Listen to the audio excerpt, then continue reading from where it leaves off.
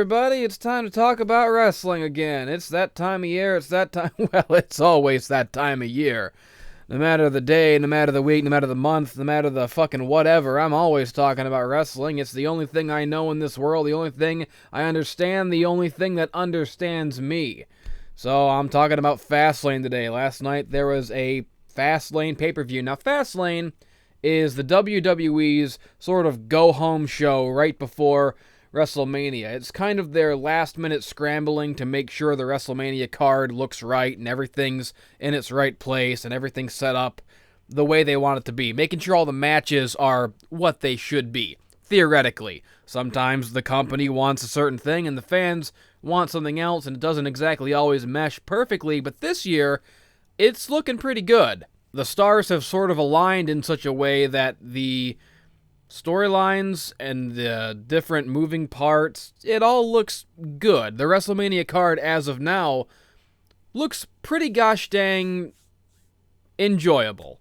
And it was even shaping up to be already before this. They didn't have too much to course correct on, but I think they did a good job, and I gotta say, this year, Fastlane was remarkably good. It's usually kind of a write-off pay-per-view. It doesn't always come off as important. And when it does come off as important, there's always some kind of fuckery afoot, and, some booking decision happens that makes you as a fan go, that's bad, and I don't like that, and now WrestleMania is ruined. But, being a wrestling fan, hating it is half the fun. But I didn't hate this show, not one bit. It was really a fantastic show from top to bottom. One of the better WWE pay-per-views I've seen in a long time, and certainly bodes well for WrestleMania. There wasn't really any moment during this pay-per-view where I felt like it was taking a turn for the worse. There wasn't any lulls. It was consistently good throughout, and the really good parts, the highs of this particular pay-per-view, were stupendously high. And speaking of things that are stupendously high, it should be noted I was on 70s drugs for the duration of this pay-per-view, so that may be a factor in how much I enjoyed it. But really, it's just the way that you should always be watching wrestling. You should always be on drugs and cozy, in the dark, bundled up in your blankets in bed. Okay, all these internet wrestling fans who seem to be always jaded and always bitter about everything. You go on the wrestling forums or the subreddits, and it seems like everyone is just always constantly miserable. You wonder if these people even like wrestling at all, because it's just constant negativity everywhere, just an endless sea of it, an ocean of negativity and a storm, great tidal waves crashing in on itself of pessimism and shit.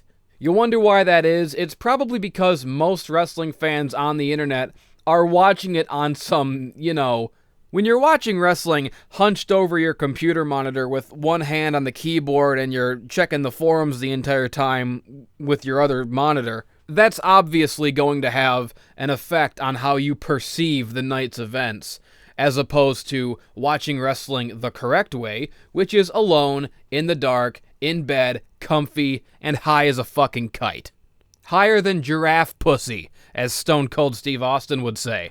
Higher than in 1998 when The Undertaker threw Mankind off the Hell in a Cell and he plummeted 16 feet through an announcer's table. So if you're trying to get into wrestling and you want my advice on how to enjoy it to its fullest, the best advice I can give you is just do drugs. Just always be on drugs when you're watching wrestling. Be high or drunk or at least comfy.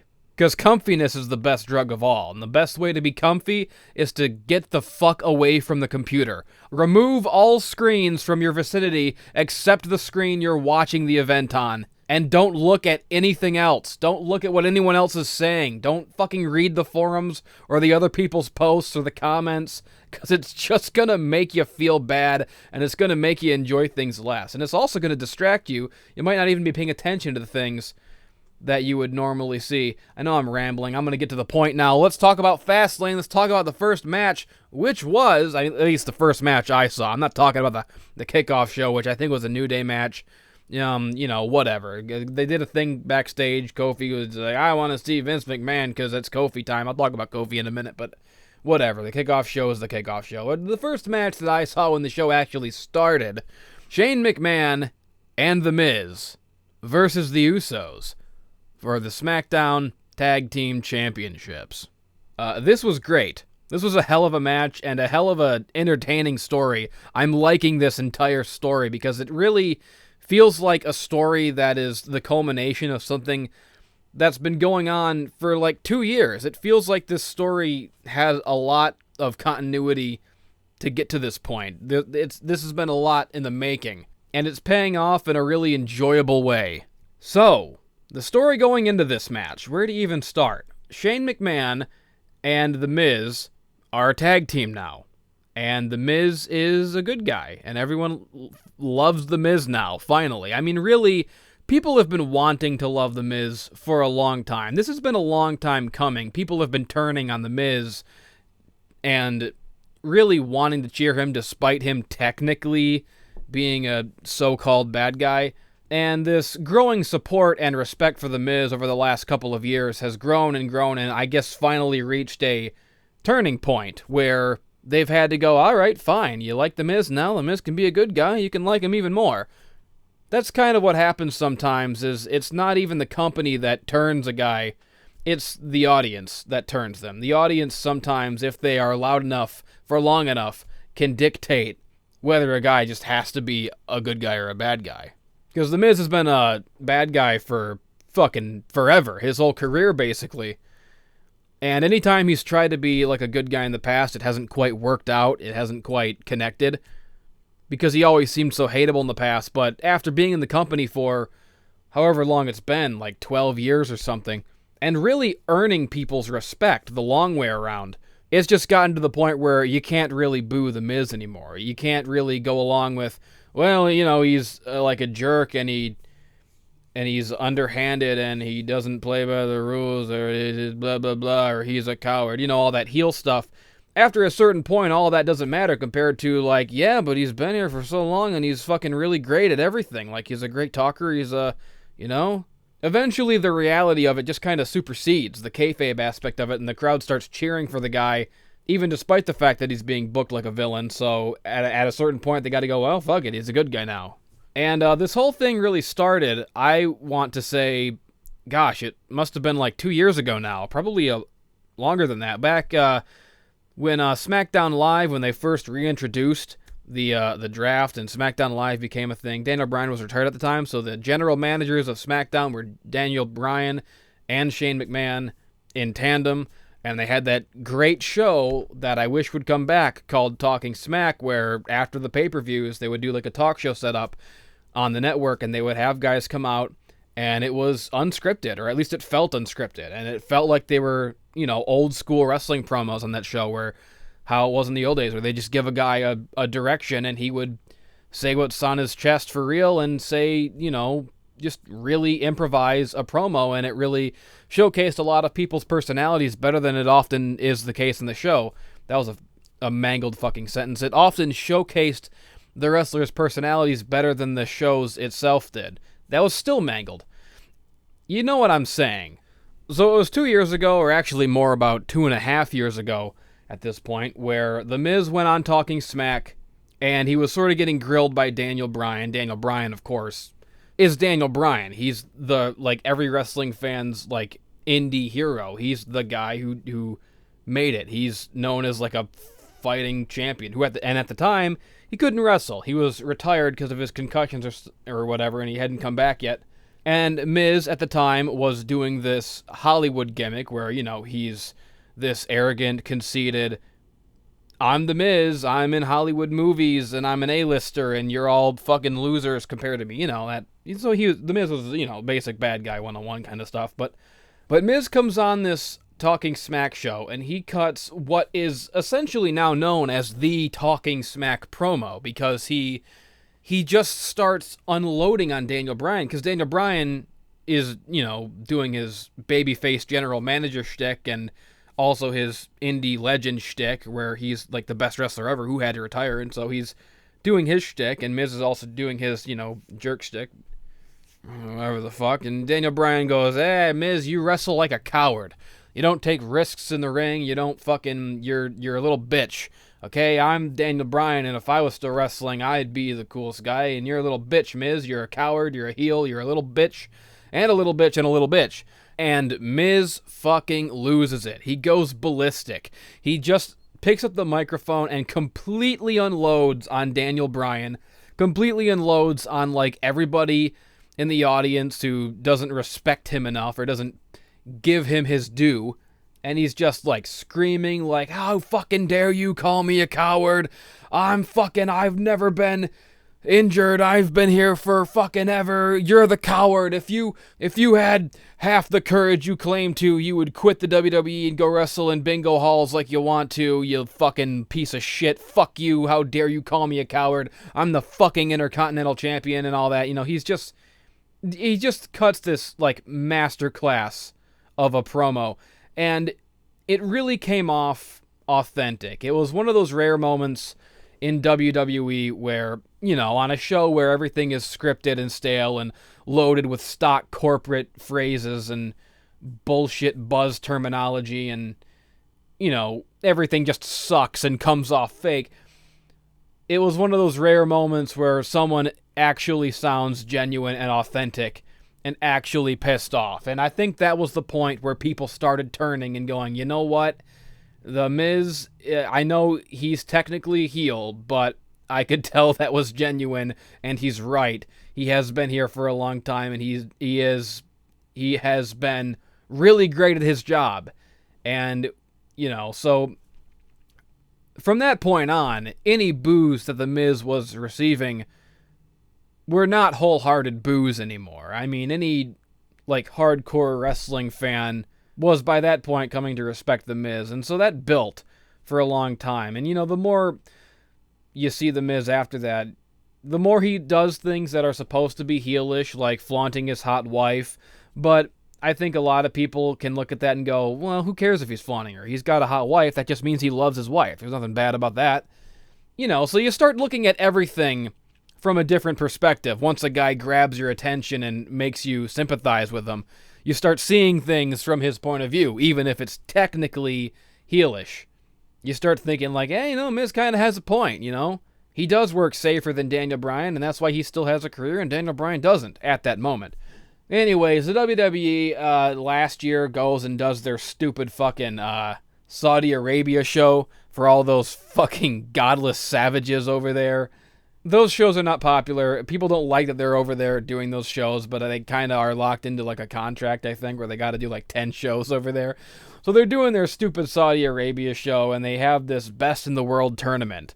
And it comes down to The Miz is in the last match to win this tournament and be proclaimed the best in the world, but some bullshit happens and Miz gets taken out of the match, and then I think Shane McMahon replaced him and won the match. So Shane McMahon became proclaimed the best wrestler in the world, but he hadn't really earned that because he hadn't done the matches to get to that final match for that title.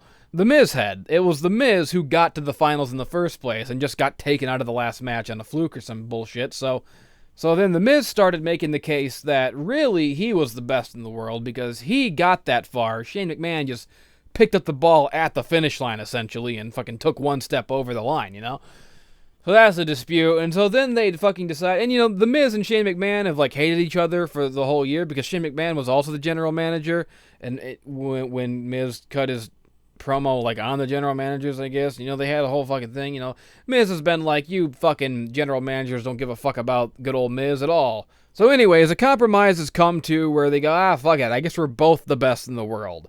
We can be co-besties in the world, and so they become like a tag team, I guess, and they start fighting matches as like the best in the world tag team.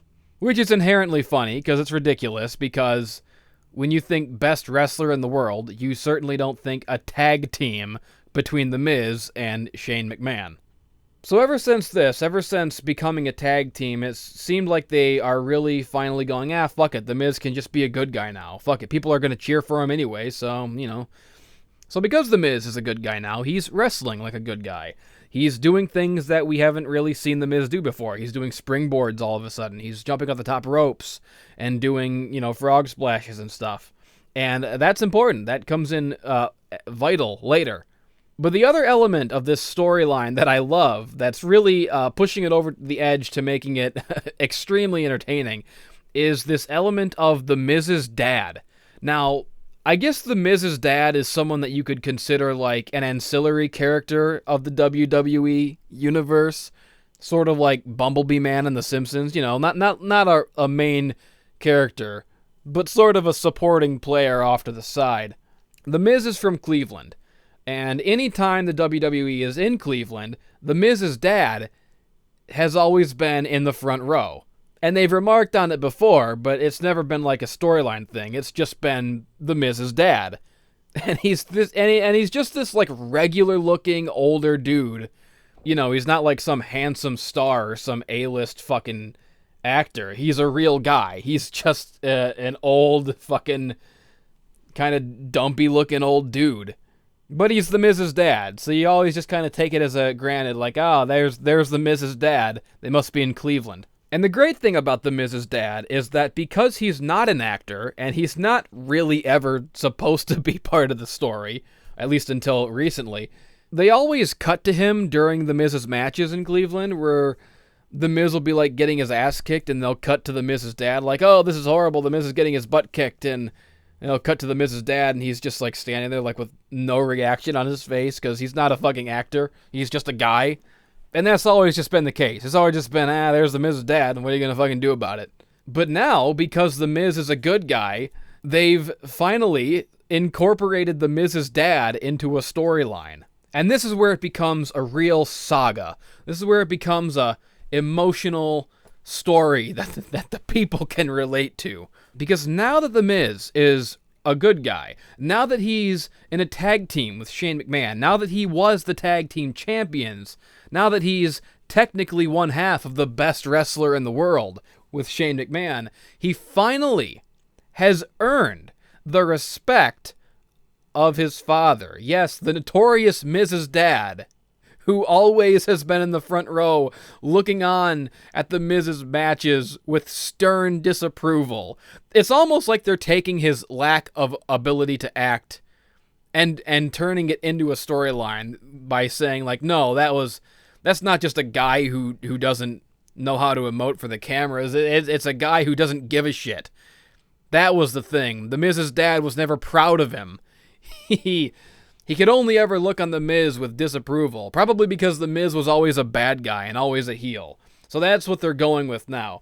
So now that The Miz is one half of the greatest wrestler in the world, now that he's on a good guy team with Shane McMahon, and he was a tag team champion, he finally has earned his father's approval.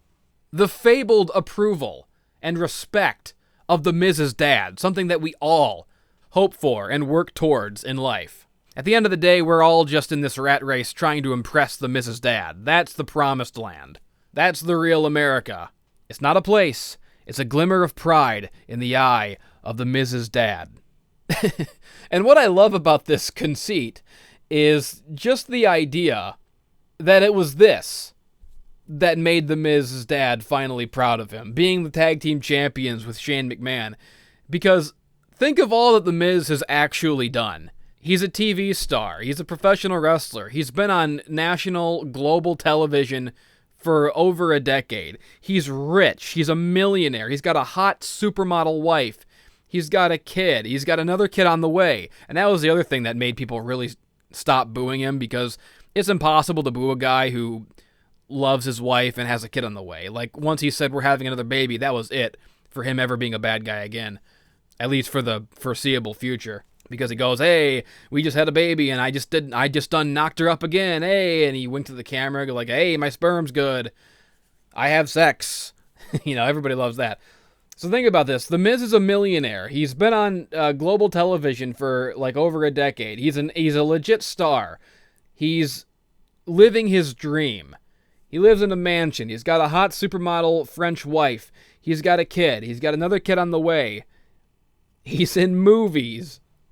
You know, he's incredibly, massively successful in every conceivable way. He's main evented WrestleMania. He's done everything in life that a human being could possibly accomplish. He's an incredibly accomplished person.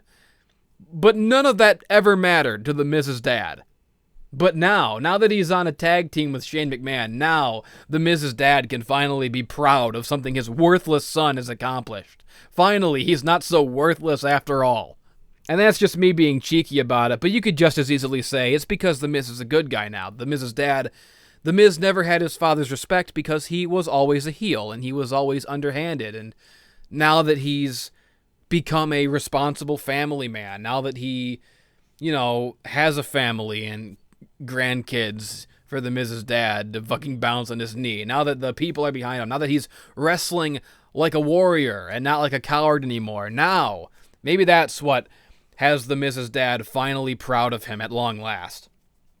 And because he's earned his father's respect and pride, and because he's earned the people's respect and pride, and because everybody is behind him now as a good guy, he in turn is embracing it and wrestling more like a good guy. So he's doing the springboards and he's jumping off the top rope because his dad likes high flyers, Michael Cole says, or someone says. So now the Miz is wrestling more like a high flyer, which is another thing that has always made the Miz great. He has always incorporated new moves into his arsenal, and you don't really notice it because he's always been the bad guy, but when you really take a step back and think about it, you go, wow, the Miz actually has a lot of moves in his repertoire now.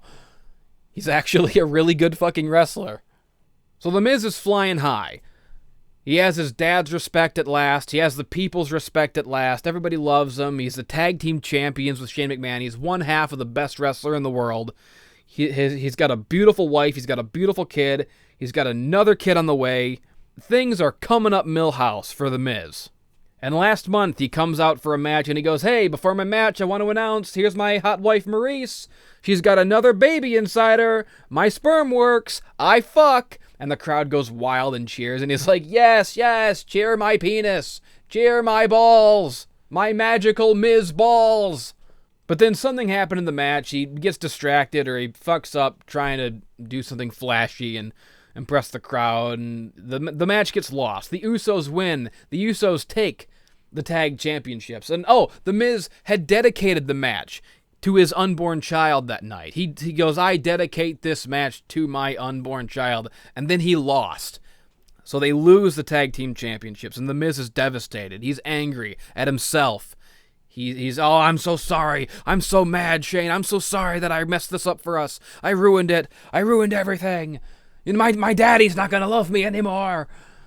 But, Shane's like, no, it's fine, whatever. So then they have this rematch at Fastlane. Miz comes out, he high-fives his dad. His dad is so proud of him. His dad still looks like there's no expression on his face, because that's how the Miz's dad always looks. But you can feel the energy of love between them. So they're wrestling the match, and it's a really good match. It was really fun. The Usos are great. Shane McMahon is great. The Miz is great. They're great individually, and it's a great dynamic with them being on a tag team. It's such a fresh dynamic and so fun to watch the Miz being a good guy and wrestling like a good guy, because it's something you haven't seen for like over a decade. Something you haven't really seen ever. The Miz has never been a good guy, or any time that he has tried to be a good guy in the past, it's never really connected. But now it works because he's earned it like the slow way. It's that slow building respect that's real and genuine. So it's fresh and it's new. You haven't really ever seen the Miz having the people behind him before and, doing these kind of flashier moves. And, of course, Shane did all his stuff. There was an amazing spot where fucking Uso number 1. It's been like 10 years, and I still cannot tell the Usos apart. I will never be able to. I'm sorry. They're the same fucking person. So Uso number 1 is on the top rope. He's going to jump onto Miz. But Shane McMahon is on the opposite top rope, and he was going to do his, across the ring thing to Uso number 2, who was in the corner. So they lock eyes on the two turnbuckles from across the ring, and it's like, oh my god, what the hell's going to happen? Uso number 1 goes to dive onto the Miz, but Shane intercepts him with his flying across the ring drop kick to the leg in midair. It was like a kung fu movie. Uso number 1 dove, Shane fucking launched himself, they went flying, they connected in midair like fucking Crouching Tiger, Hidden Dragon with a fucking kick, and it was badass, and everybody went fucking apeshit. People lost their minds. It was the coolest thing they'd ever seen.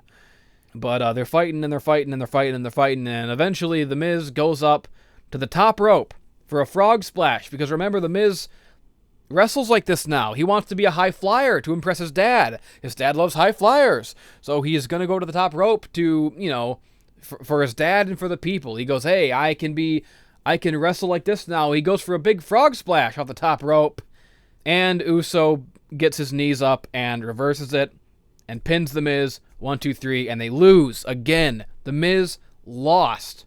And you got to be thinking in his head, he feels like he's let everybody down again. He's disappointed his dad. He's disappointed the people. And it's fucking great because it harkens back all the way to 2.5 years ago. And this is sort of the subtler story being told here, because the main story is about The Miz and The Miz's dad and like having his father's respect at last. That's all cool. But the subtler story being told here is something the genesis of which was way back in that Talking Smack promo 2.5 years ago, where Daniel Bryan said, Miz, you wrestle like a coward. And The Miz took great offense to that.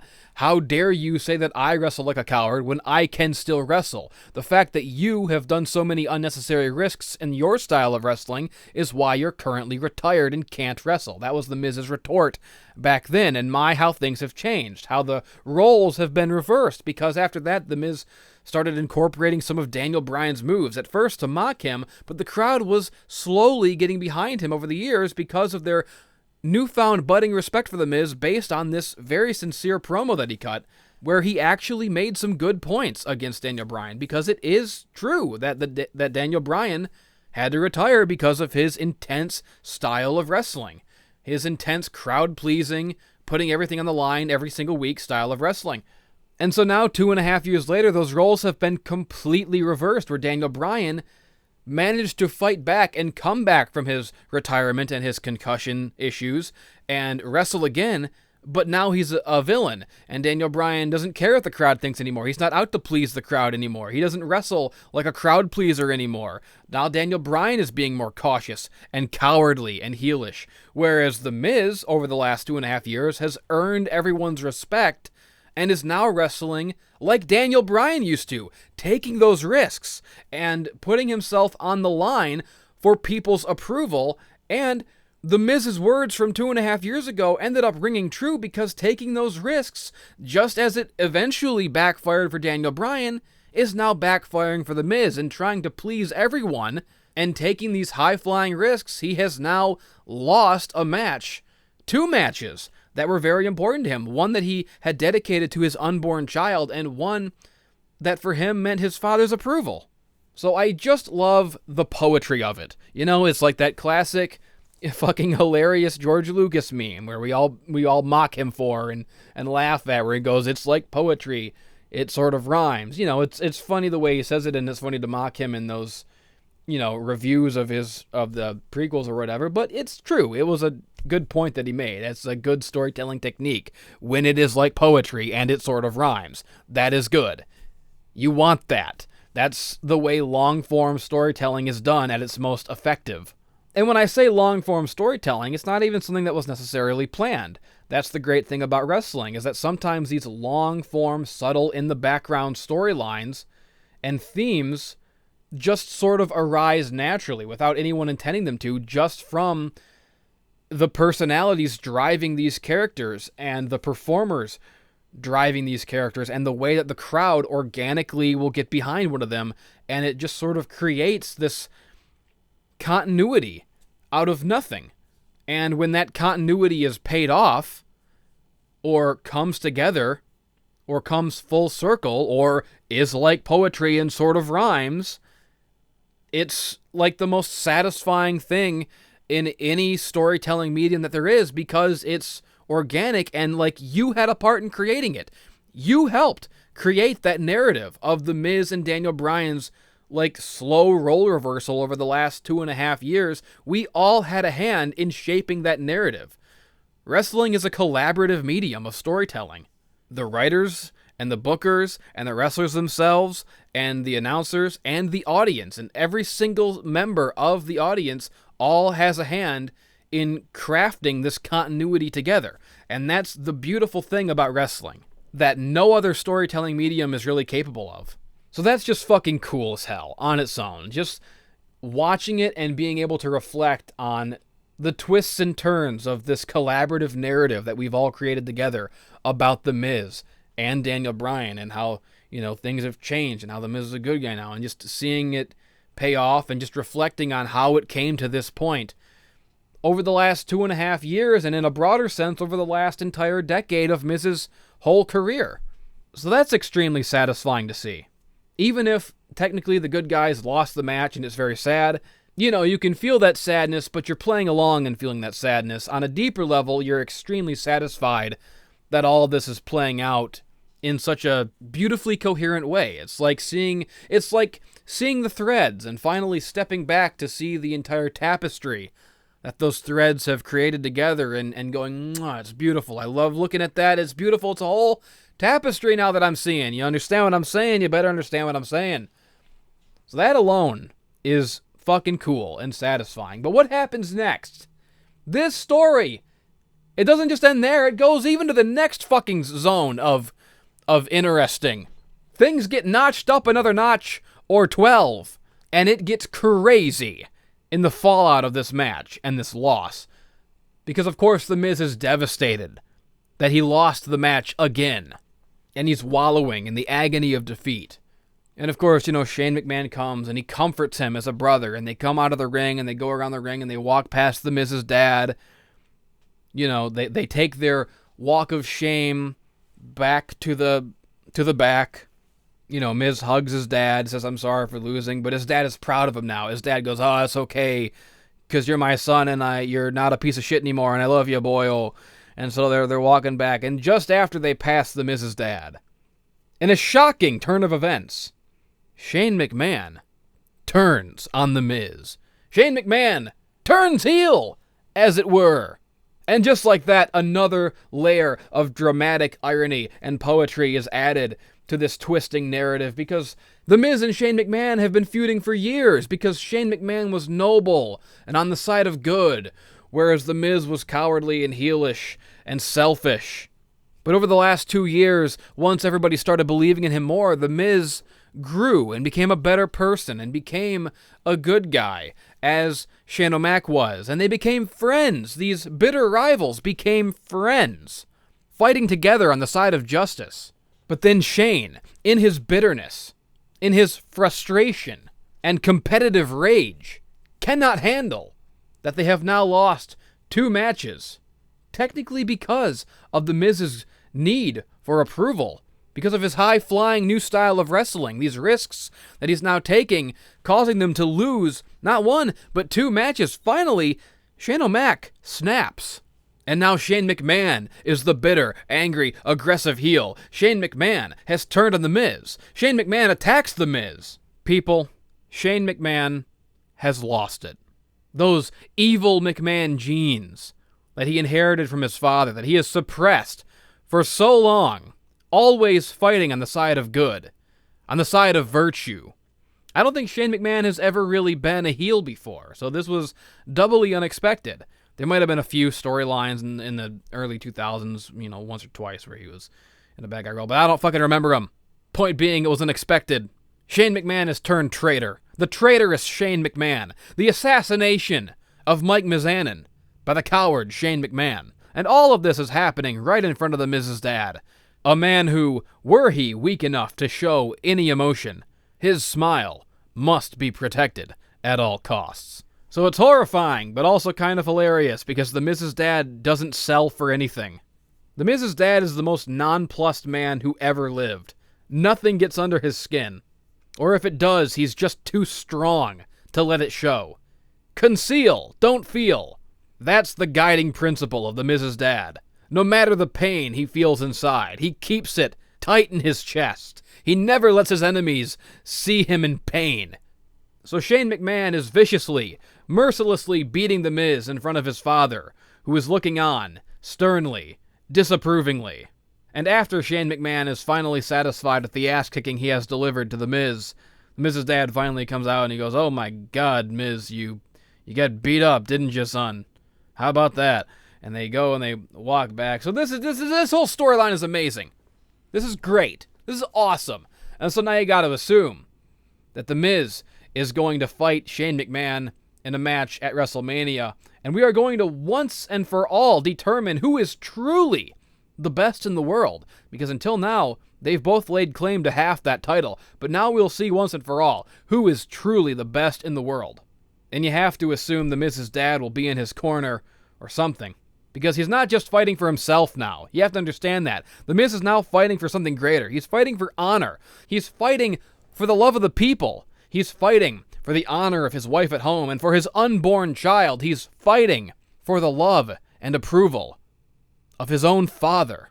Something he's wanted desperately his whole life. Something, the lack thereof, can retroactively add an entirely new dimension to The Miz's entire history and character thus far.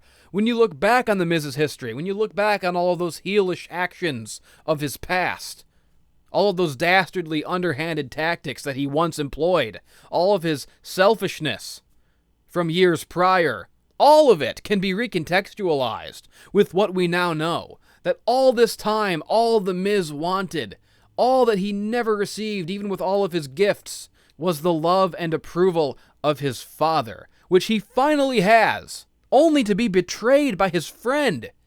I really care about this. I genuinely give a fuck about this story. I am in it. I am involved in it. I'm engrossed in it, baby. You know, it's a storyline that has a lot of continuity behind it, but it's not too complicated. It's still, at its core, a very simple thing that anyone can relate to. It's a hero that we can all get behind, a flawed hero who has learned the hard way how to be a man that people can believe in and look up to and admire and get behind. He didn't start out as a perfect, flawless good guy. He started out as a flawed, cowardly, selfish jerk. But he's had character development. And over time, he has slowly become someone who we can all support, including his dear old dad. So I'm fully invested in this story. I think it's great. I think it's gonna be one of the highlights of WrestleMania. I really do. Because just every part of it is exciting and fresh to me. The storyline, I think, is really cool. I'm really invested in it. The ideas and the themes of the storyline are great and easy to form an emotional connection with. The continuity of the storyline is cool and rewarding for a long-time wrestling fan like myself who really cares about these storylines and seeing them come to fruition. And of course, Shane McMahon's matches are always good because he always does crazy spots and stuff. And of course, The Miz's matches are good. And this new style of The Miz's wrestling, where he's incorporating all these new moves, is so exciting to watch from a guy who, you know, because in WWE, everybody does the same moves over and over again. They have their own little repertoires that they do every single week, and it gets old. And anytime that you see a wrestler adding a new dimension to their character or evolving in a way that incorporates new moves into their arsenal, it's always exciting to watch, to see what kind of tricks they pull out of their bag. So I really like the storyline, and I think it's going to be a really cool match. And I'm excited for it. So that's what I think about that. That was a lot to say about that, just that first match. And, you know, I was into this. Because like I said before, I was on drugs. So I was in this, and I was not distracted by the internet or by reading people's comments about what was going on. I was just watching it, in the dark, in bed, and I believed it. Okay? It made me believe. Anytime that wrestling can make me believe, that's when it's at its best.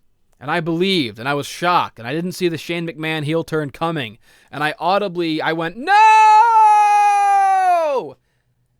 Why? Why, Shane? Why? The Miz didn't deserve this! Not in front of his daddy! Daddy! Ah, it was dope. It was rad. It was cool. It was radical. It was badass. It was nice. It was neat. It was, how about that? It was good. So, yeah, I give that match and that whole storyline a fucking 17 stars out of 5. 17 stars. It was a 17-star match. Quote me on that. The Miz is a 17.5-star man. Anyways, what the hell was the next match? Holy shit. I talked about that one for a long time. Fuck! This is why I have to do a Fastlane sort of video, because if I wait and do a WrestleMania video like I do every year, I'm going to have so much to fucking say that, you know, a WrestleMania video would be fucking 9 hours long like it is every year, which is such a pain in the ass to have to do. So you really gotta, you almost gotta cover every single fucking pay-per-view, you know, or at least the ones leading up to Mania, because if you don't, you'll have too much to say. Thank God I'm saying some of this now. So when it comes to the actual Mania event, I can assume you've already heard me talk about it and get to the fucking point a little bit faster. Anyways, what the fuck was the next match? Let me look here on the thing so that I can jog my memory. Alright, next match was Asuka versus Mandy Rose for the SmackDown Women's Championship. And I had two thoughts going into this match. First of all, who the hell is Mandy Rose? And my second thought was, where the hell is Asuka? That's what's been going through my mind pretty much since the Royal Rumble, which I believe is where Asuka won the SmackDown Women's Championship in the first place. She is the women's champion. You'd think she'd be on the show more, but they've just been putting all of the focus into the Raw Women's Championship with their Ronda Rousey and Becky Lynch and Charlotte Flair, to the point where even on SmackDown, they're having segments devoted to promoting the Raw Women's Championship storyline and building that up. And, like, nothing is going on SmackDown for the SmackDown Women's Championship. Asuka, I haven't seen her. What are you doing with Asuka? She's the champion, and it's getting fucking annoying. I mean, I'll talk more about the Becky Lynch storyline when I get to that match, but yeah, it always seems to be that Raw stuff takes precedent over SmackDown stuff, even though SmackDown has kind of always been the better show. But Raw is the flagship brand, and so, of course, all the Raw championships are treated like they matter more, and a lot of the times, the SmackDown storylines get lost in the shuffle. And this fucking Ronda Rousey and Becky Lynch and Charlotte thing has been so fucking... Oh, God, it's what the whole product has revolved around, basically, for, you know, since the Royal Rumble. And they haven't been doing jack shit with Asuka at all. Which sucks, because the storyline with the Raw thing is at the point where almost you're sick of it. Like, you just want it to end at this point. I have been turned off from all three women in that feud. All three characters have begun to annoy me. And it's just because it's so fucking much. It's so convoluted at this point. And so, I'll talk about it more later, but yeah, like Asuka's been lost in the shuffle here, and it sucks because she, in my opinion, is by far like the best they have on the entire women's roster on both shows, and the whole company.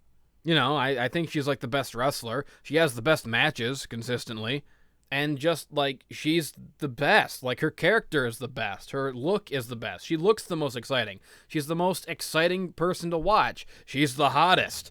She's fucking, you know, you're not supposed to say that as a factor in how much you enjoy women's wrestling nowadays, but fuck you, it's a factor. She's the hottest. She's my favorite. I have a fucking crush on her. So yes, I'm biased. I like the girl who I have a crush on. And I want to see the girl I'm the most attracted to, so I can fucking... Because I want to come on her fucking face, and I don't give a shit what you think about that. Let's just keep it real. Let's just shoot straight, okay? But it's like I haven't seen her since the Royal Rumble. And even when she's on TV, they have her doing dumb shit like that. They always seem to be having her cut, like, long promos in English, which she's not that good at. She has a very thick accent, and not even just like a Japanese accent. She's from, like, Osaka, which, from what I understand, is like the boonies of Japan. It's like the fucking Baton Rouge fucking sticks, where, like, even other Japanese people can't understand what the fuck Osakan people are saying. But even with that, she has the best character, the most charismatic, or at least the least insufferable character of anyone else. She's not on Twitter fucking talking about fake arm bars and juvenile fucking schoolyard. Am I in your head now, Ronnie? Am I in your head? I'm in Ronnie's head, I am. I'm sick of it. I said I'll get to it when I get to it, but ooh, I'm sick of the Becky Lynch experiment. I want it to be over. So yeah, it seems like they're really treating Asuka like an afterthought, and then she's fighting Mandy Rose, who I don't know if I've just been living under a rock or something, but I don't know who the fuck Mandy Rose even is. It seems like I've been watching SmackDown, but maybe I just haven't been paying attention at the right moments. I've just never seen Mandy Rose. Maybe she's been here for a while and I just haven't noticed. I don't know who this person is. But Mandy Rose comes out accompanied by another person called Sonya Deville, who I guess is like MMA gimmick number 307. But they're fighting, and the storyline of this match seemed pretty simple. It's just that Mandy Rose is having a match with Asuka, trying to win the championship, of course. But her friend, Sonya Deville, is trying to stack the deck in her favor. She's trying to help by, looking under the ring for weapons and, trying to help her get a leg up, breaking the rules, but she's helping her in a way that is not helping, which, believe me, I'm no stranger to that. I have been in many a situation surrounded by people who are trying to help and only making things worse. So that's the story here. Sonya Deville is trying to help Mandy Rose, but she's only inadvertently making things worse, and she pulls up the ring apron to look under it for a weapon or something to presumably give to Mandy Rose or, help beat up Asuka when the ref's back is turned or something. She's looking at the ring. She grabs a candlestick, but the ring apron is up now, so Mandy Rose goes off the ropes, and she slips on the ring apron that Sonya Deville has pulled upwards into the ring. She slips, trips, and falls, and gets up just in time to eat Asuka's fucking boot across the face. And they showed it a replay in slow motion. It looked brutal. It looked like a real kick right to the mouth, and it looked like she took all of it. And so Asuka gets the pin, 1-2-3, retains the championship. So I guess the storyline going into WrestleMania is going to be Asuka and Mandy Rose and Sonya Deville, I guess. Okay. It's better than nothing, I guess, Oh, I got that match of fucking whatever. 2.5 stars, 3 stars out of 5. Whatever. Who cares? Just not much to it. Just a basic match setting up a further story to presumably pay off at WrestleMania. The next match was the Kofi Kingston Triple Threat. Now, this is another one of the big storylines going into WrestleMania, Kofi Kingston's road to WrestleMania. And it's another one of these things that have sort of spiraled out and come full circle, and it's like poetry, it rhymes, from the genesis of Daniel Bryan turning heel a few months ago or last year or whenever the fuck it happened. Just that one change of Daniel Bryan deciding to be a bad guy now has had ramifications that have made all of these old, in the background pieces of continuity sort of come to the forefront and blossom in a very satisfying and very interesting way, where roles are reversed quite poetically.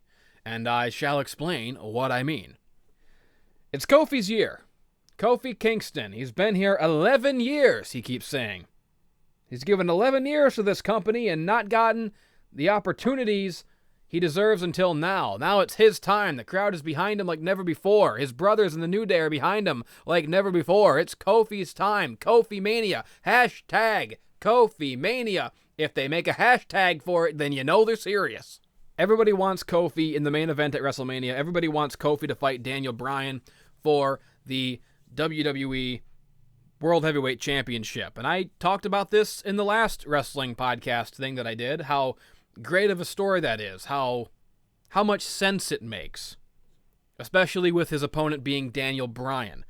Kofi Kingston, of course, has been known for many years now for his Royal Rumble spots, always pulling out some crazy spot at the Royal Rumble to save himself from elimination, but always coming up short anyways, always inevitably getting eliminated anyways, never quite winning the Royal Rumble. Everybody's always wanted him to win the Royal Rumble, because if he doesn't ever win the Royal Rumble, then what are the spots for if they don't fucking culminate in something someday? And so everybody has wanted him to get to the main event at WrestleMania. I never thought it would happen. I had just about given up hope. And in fact, I said, I think in the last one, it's never going to happen. Just give up. Kofi's never going to win the Royal Rumble, so they might as well stop doing the damn spots, because it's all a pointless fucking waste of time. They're never going to give him the spot. It's never going to happen. He's never going to be in the main event at WrestleMania. He's never going to be in the main event for the fucking World Heavyweight title. He's never going to win the Rumble. And that's what I said last time. So I had basically given up hope on the whole goddamn thing after being jerked around for so many years. But Kofi never gave up. And his brothers in the New Day certainly never gave up, and that's the storyline here. And it's looking like it's going to happen. It's looking like that's where the storyline is taking him. It looks like it's taking him to Kofi Mania, We might actually see Kofi Kingston fight for and even possibly win the WWE World Heavyweight Championship at WrestleMania. It's not set in stone yet, of course, but it's definitely where the storyline is heading. So, I might have to eat a little bit of crow here, but that's totally fine with me. I'm glad to eat crow if it means something good is happening. Bake that crow in a pie for all I care. I will be ready with my fork and bib. Although he didn't win the Rumble. So, so I was still right about that part. It's kind of ridiculous that he's known as the Royal Rumble guy, but still can never win a Royal Rumble. But regardless of the fact that that's not how he did it the other way, which is through fan support. Seth Rollins won the Rumble, and he challenged Brock Lesnar for the Raw Championship, which means who's going to challenge the SmackDown Championship, which freed up Kofi to be basically pushed into that spot by the fans because we want it. It's Kofi's year, and the fans quite often dictate what ends up happening through sheer force of will and who they cheer for and who they get behind.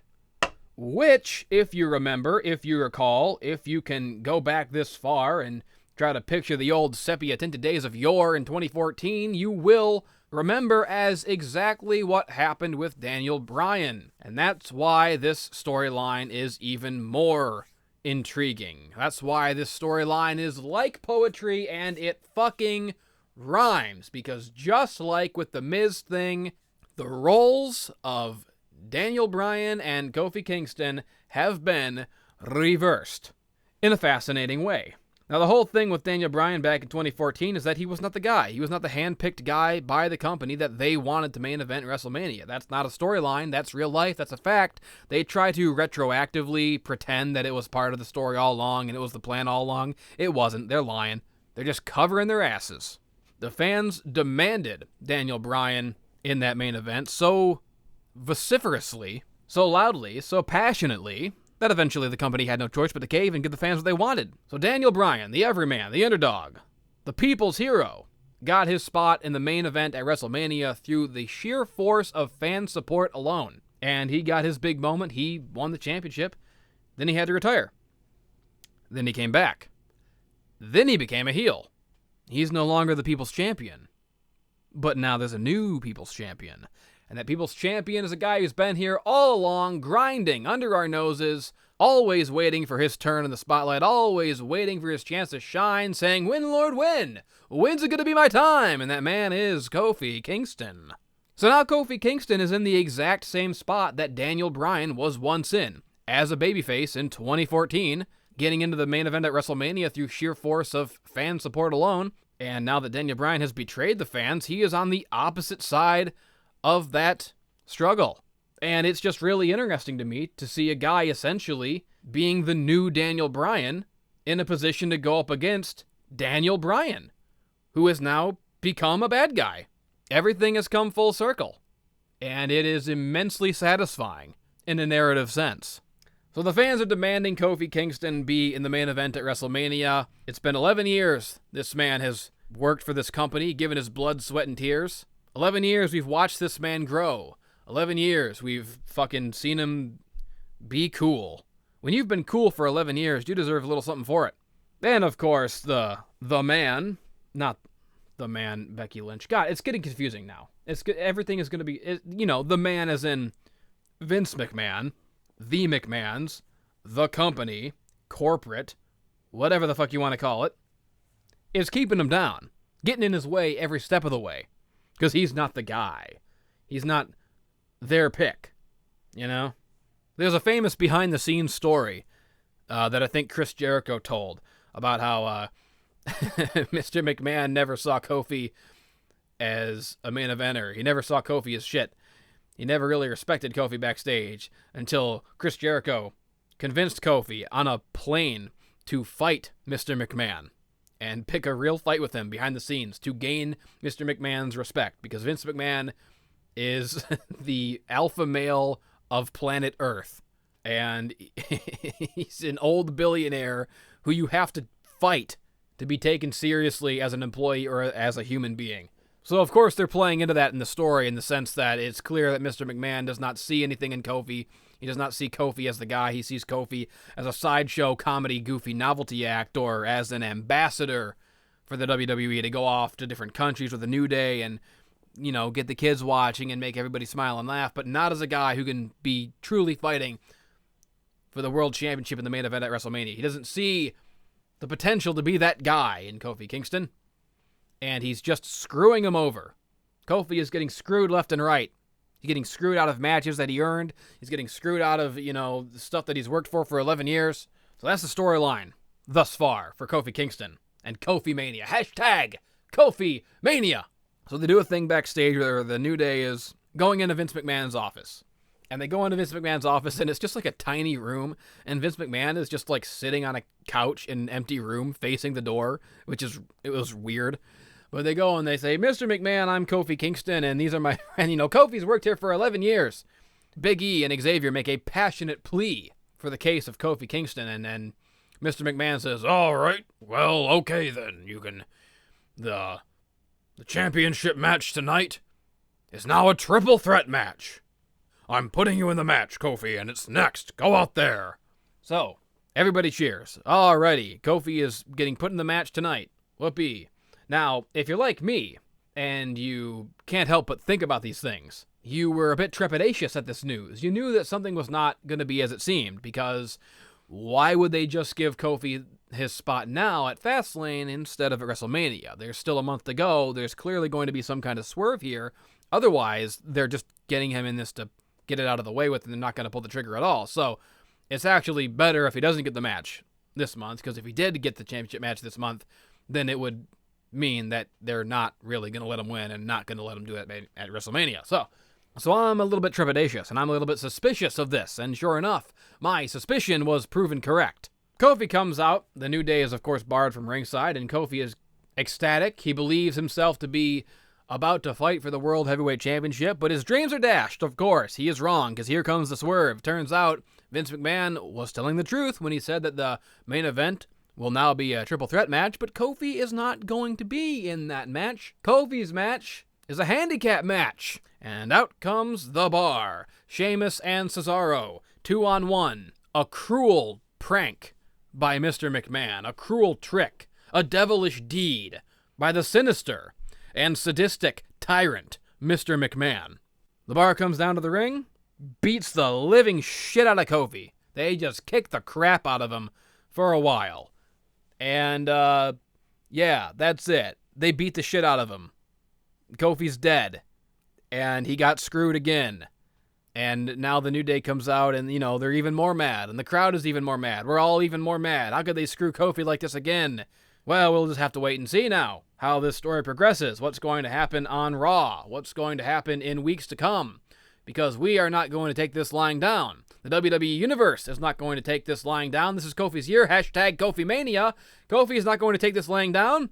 And the New Day is not going to take this lying down. So, that'll be interesting to see. And you've got to assume it's going to culminate in a match. Kofi Kingston versus Daniel Bryan. I think that's the match we want to see. That match makes the most sense, not just storyline-wise, but thematically. Because Kofi Kingston is the guy that Daniel Bryan was years ago when he had his moment at WrestleMania. So it all works. It's like poetry. It rhymes. That's the match that makes the most sense. That's the match that everybody wants to see. It's Kofi's year. Hashtag Kofi Mania. New Day rocks. I don't know how. I can't do the rhythm. New Day rocks. There we go. New Day rocks. New Day rocks. Okay, enough of that shit. 11 years. Come on. It's Kofi's time. Kofi Kingston versus Daniel Bryan. Book it. Oh, God. Next match is the fucking Boston Hug Connection versus Nia Jax and Tamina for the fucking the women's tag championships. This fucking sucked. Because of course it did. Because it's a fucking Nia Jax and Tamina match.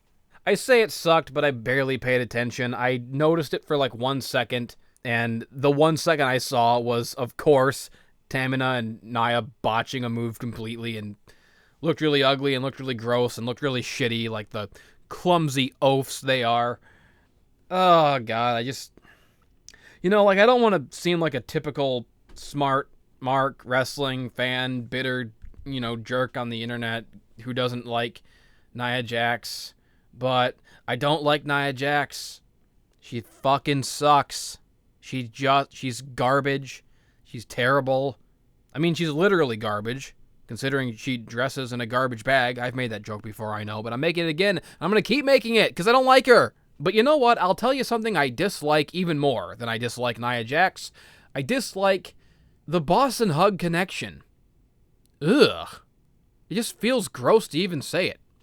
So they introduced the Women's Tag Championships a while back, a couple months ago, whatever the fuck, and they had a tournament for them, and the winners of the tournament, the first ever Women's Tag Champions, were Bayley and Sasha Banks. And of course, they really acted like they cared, like they gave a shit, like this was a big deal. They really put over what the title means and that it's a big step forward or whatever, or a great honor. It's their dream to hold this championship that didn't exist until a month ago. It was always their dream for this championship to exist and for them to hold it together, even though they've been like off and on hating each other and fighting each other and feuding for fucking 3.5 years or however fucking long they've been on the show. But now that they can be tag team champions, they are friends again. And so they're a tag team and they're the champions, and that's all well and good. That's fine. The only thing I take issue with is the name. It sounds absolutely ridiculous. They call their team the Boss and Hug Connection. I don't even think it's and. I think it might be N. It might be, apostrophe N. The Boss and Hug Connection. Pretty sure it is that, because it's clearly a play on the Rock and Sock Connection, which itself was a play on the Rock and Wrestling Connection. But the difference is that the Rock and Wrestling Connection and the Rock and Sock Connection, back in the day, both made sense phonetically. They both sounded good. Rock and Wrestling because it had the alliteration going for it, and Rock and Sock because it rhymed. Boss and Hug has nothing going for it. There's no fun alliteration. There's no rhyme. Those two words don't even seem to go together or fit phonetically at all. It sounds awkward to say. It's the worst team name I've ever heard, and the sad thing is that since they are the first women's tag team champions, when it comes to the annals of WWE history, whenever we look back on the storied legacy of the WWE Women's Tag Team Championship, we will always remember that the first WWE Women's Tag Champions were called the Boss and Hug Connection. It doesn't even make any sense. It's not like their nicknames. Like, yes, Sasha Banks is called the Boss, but Bayley's not called the Hug. Hugging is just a thing that she does. She hugs people. It's part of her gimmick. Well, I guess that's the same as the Rock and Sock, because Mankind wasn't called the Sock. The Sock was a part of his gimmick. So it was the Rock and Sock. So I guess that is similar to the Boss and Hug. I guess that part does make sense. Or at least if it doesn't make sense, at least there's a precedent for it. But there's no precedent for the utter lack of phonetic comfort. It just feels bad. The Boss and Hug Connection. I don't want to say it. I never want to say it. And so I don't like it. I don't like the team. I don't like the team name. I don't like the whole thing. And I don't want them to have, I don't know. I guess I do want them to, because who else is going to fucking have it? I don't want Nia and fucking what's-her-face to have it, because they fucking both blow ass and suck dick. Not in the sexual way. I mean in a, athletic way. Athletically, they blow ass and suck dick. Don't think I'm being sexist here. So I don't want them to win, so I guess I want the Boss and Hug Connection to retain, even though I would like it if they had a better name. And I don't even know who won this match, actually. I don't remember. Who even won? Did they retain? Yeah, let me see who won this fucking match. Okay, it's a short match, because I skipped ahead and I'm already on the next match, so it's clearly... No, wait, maybe it's not the next match. Maybe they just had the promo for it and the match comes later. Well, where the hell is... Okay, there it is. Here's the fucking match. Who wins? Yep, there's Nia's... there's Nia's hideous botch. And, is this the pin? No, Bayley broke it up. Who the hell won this match? Oh, wait a minute. Bayley seems to have done some dive. That looks pretty good. What's going on here? Now I'm just watching it. Now I'm just watching the match while recording this podcast. Sasha goes off the top. She flies. She gets caught, but not really because they botch it. Like fucking Nia and Tamina botch everything. Fucking... And then Bayley does a suicide dive and knocks them all out. How in the fuck is Nia Jax and Tamina both together not strong enough to catch and hold up a flying Sasha Banks who weighs probably 47 pounds? You know, Nia is supposed to be this big fat ogre with retard strength who can kill anyone, and she's not even strong enough to catch Sasha Banks out of the air without falling on her fat ass. God, I'm being mean today. I can't help it. It's just... Why does she wear a garbage bag? Why does she dress like a literal pile of lumpy garbage? She never looks flattering to herself. I'm not trying to body shame, but she looks bad. And it would be one thing if she was that big and also strong, because that's how they try to portray her. Like, the fact that she's big makes her strong, but it doesn't. She's not strong. She tries to lift people up, and she falls over and drops them, like, every single time. Twice I've seen it happen in this match alone, and I haven't even really paid attention to the match. Every time she's supposed to catch someone or lift someone up, she dumps them on their fucking head and she falls on her ass. She's not strong. She's just big and fat. And worthless, it seems. Anyways, that's not even my point. Who won? Who won the match? Okay, Bayley and Sasha won. The Boston Hug Connection won the match, and I apologize for that whole section. Let's just say that I'm blacked out, so I bear no responsibility for anything I've just said, and I hope it doesn't affect my ability to get a job somewhere someday. When I get caught body-shaming Nia Jax on a fucking podcast that 12 people listen to on YouTube.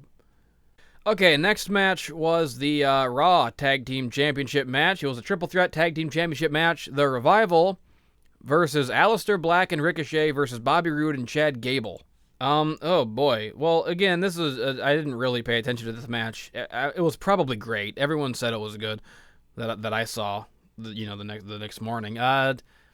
Weird thing about this match is that there's only really one tag team in it, the Revival. The other two are just teams that were thrown together randomly. You know, Bobby Roode and Chad Gable, both great talents. Bobby Roode is a great gimmick. Gable's an amazing wrestler. But they just kind of threw them together randomly, and there's not really much of a reason for them to be together. At the very least, there's a cohesive theme because Gable has kind of adopted Roode's gimmick of the glorious thing in the robes. So at least they... are dressing the part to look similar, but you can't escape the fact that they're not really a tag team. They're just two guys who they weren't doing anything with, so they became a tag team. And the other fucking tag team is the two recent NXT call-ups, Aleister Black and Ricochet, who are both cool, especially Aleister Black, I'm a big fan of, but they should not be a tag team. It's like they just called them up with no plan for what to actually do with either of them. So they panicked and said, fuck it, put them in a tag team. So they're in a tag team, and they're not similar in any way. There's no reason. They look completely out of place standing next to each other. They look completely different. There's no unifying theme to their team. Even the Boston Hug Connection is better than this, because at least they have a team name, albeit a stupid one. Ricochet and Aleister Black is just two guys. And it's like, it really devalues both of them, I think, because on their own, they're both interesting talents. On his own, Ricochet is Ricochet. He does amazing feats of acrobatics that no one else in the world can do. That's cool. That's his thing. That's his gimmick. On his own, Aleister Black is cool. He has an amazing Spooky Man gimmick where he comes up rising like Nosferatu out of a coffin, and he's dark, and he's got this, the fucking Hot Topic rap metal, and then he's got this like Zen personality thing going on where like he never loses his temper. I mean, he does sometimes, but he's all about balance, and no man is ever truly good or evil, so that's his thing, and he's cool, and he does the thing where he sits cool, and that's on their own they're both cool characters and interesting to watch. But when you put them together, they cease to be their own characters, and they just become two guys who are in a tag team for some reason, and here they are. Okay. So, yeah, this was a triple threat tag team match with 3 supposed tag teams, but only one of them is an actual tag team, the Revival, who I believe are the champions going into it. And again, I don't know who won. I was kind of spacing out at this point. Remember, I was on drugs, so in the middle of the pay-per-view, I kind of spaced out for a good chunk of matches, and I didn't really see what was going on. I could tell that the matches were happening. I could tell that they were good matches. I just didn't retain any of, like, what happened or who won. So if you haven't figured it out by now, this is not a professional wrestling podcast. This is not a journalistic review thing. I am not trying to be Dave Meltzer here, in case that wasn't clear so far. I am a rambling crazy person, and I'm just being cool. The next match was another one, which, again, I did not retain any of, but I'm pretty sure it was good and made everyone happy. I mean, how could it not be with the guys who were in the ring for this match? So this was a fatal 4-way, I think, with R-Truth and Samoa Joe and Rey Mysterio and Andrade for the United States Championship. Yeah, I really need to go back and watch some of these matches because I'm sure they were all fantastic. I mean, it's nice to see R-Truth, being on a pay-per-view again. He's so much better than he gets credit for. Because, he's R-Truth and his gimmick is to entertain the kiddies, basically. It's to smile and rap and dance and make silly jokes and act like a dumb goofball. But he's a good-ass wrestler. Obviously. He's a veteran, and he's fucking ripped to shit. He looks incredible. I think he's like 46, and he looks like he's fucking 25. And he moves like he's fucking 25, too. So, anyways, R-Truth did a triple threat match and a fatal 4-way match and all that, and eventually he loses. And, Samoa Joe won the United States Championship. And when Samoa Joe won the championship, he immediately cut this promo backstage. And Samoa Joe is such a dang old good talker that in all of one promo, he basically restored the United States Championship to the relevance that it had completely lost. The United States Championship is pretty much the quintessential mid-card championship. It's always sort of fluctuating in relevance depending on who's holding it, When it comes to the United States Championship, it's not really the championship that makes the performer. It's the performer that makes that championship. Because when somebody has it, and they're not doing anything with him, and he doesn't impress, then the championship seems like it's totally worthless and just a mid-card piece of shit that no one wants. But when the champion who is holding the United States Championship happens to be someone who can cut great promos and really put it over like it means something, then you think to yourself, well, yeah, the championship means something. It's awesome. So it's really, that's how it is with the United States Championship. And Samoa Joe cuts like one promo backstage, and immediately he made the championship feel important. So, this is a fucking fatal however many people weigh match for the thing, and they're all kicking each other's ass. And I'm actually watching it now on mute as I'm talking about it, and, it looks pretty fucking cool. And I'm pretty sure Samoa Joe won in the end and retained. Let me just skip ahead here and see who. Again, this is not a professional podcast. Take none of this seriously. Do not hold me accountable for any of the madness that is being spewed out of my face hole. Wait, did Rey Mysterio win? Oh, nope, he got caught. He went off the top rope, he got caught, and Samoa Joe got him in the coquina clutch. And Samoa Joe won the match. How about that? Fucking 10-star match, whatever the fuck. Who cares? Let's get to the important stuff. Let's get to the stuff I actually wanted to talk about. Next match was the World Heavyweight Championship match. It was Daniel Bryan versus Kevin Owens versus Mustafa Ali. It was a triple threat match. Now, of course, Kevin Owens was set to have a match with Daniel Bryan, the returning, newly minted babyface version of Kevin Owens. He's a good guy now. Was set to have a match with Daniel Bryan because it was going to be Kofi. And Vince McMahon came out and screwed Kofi. He goes, it's got to be Kevin Owens now. So Kevin Owens is going to have a match. So then tonight, Kofi goes, that match, I want it to be a three-way. It's like it be in the match. So, McMahon said it could be a three-way. It could be, but of course, it was a trick. It was a cruel prank. He screwed Kofi again. So it is a triple threat match now, but it's not Kofi in it. It's someone else's Mustafa Ali. So, Mustafa Ali is this young guy, I don't know if he's young. He's probably my age. Everyone's fucking, whatever. Mustafa Ali is, the new guy that they're putting in the main event. He was, a cruiserweight for a while, but now he's he's a good boy. He's a good boy who everybody likes. He's a good boy who everybody likes. So he's in the match, but he's coming out, and of course everybody likes him, but everybody wants Kofi. So he had to sort of win the crowd back. And thankfully, I was just about coming out of my coma for this match, so I did actually get to watch it and pay attention. And it was a really good fucking match. It was really good. It was really good. It was a good-ass fucking match. It was a good match. It was a good-ass fucking match. So Mustafa Ali, everyone, the whole match is going, we want Kofi. Get out of here. Everyone go away. We want Kofi. But Mustafa Ali won him over in the end with his high-flying acrobatics and his strong wrestling power, his good... his real fighting spirito. Aside from that, not a whole lot to say about the match. It was good. There you go. I mean, fucking Daniel Bryan is incredible still. I mean, Kevin Owens is good to have him back. He's always fun because he's always yelling at people during his matches. Mustafa Ali did some crazy cool shit. Really won the crowd over, really endeared himself. He continues to endear himself to the crowd. He's a main eventer. Two things of particular note happened in this match. First of all, Kevin Owens almost fucking died. There were some guys outside the ring. Kevin Owens launches himself over the top rope for a sort of diving swanton out of the ring. He over-rotated quite a bit, very fast. It was like watching Sonic the Hedgehog spin through the air. He over-rotated in such a way that where like his head was coming down about half a centimeter away from the edge of the announcer table, and it looked fucking scary. And you can tell it was scary because when he got up, he was like pumped, like, oh my god, I fucking survived that. He was, like, I don't know how close his head actually came to hitting the announcer's table, but it looked really close. It looked like if he had been like a centimeter further, he would have, like, his head would have snapped back and he would have fucking died. Just like the speed at which he was coming down and rotating, and his, like, the angle of, like, to, like, for your head to come down on the table like that.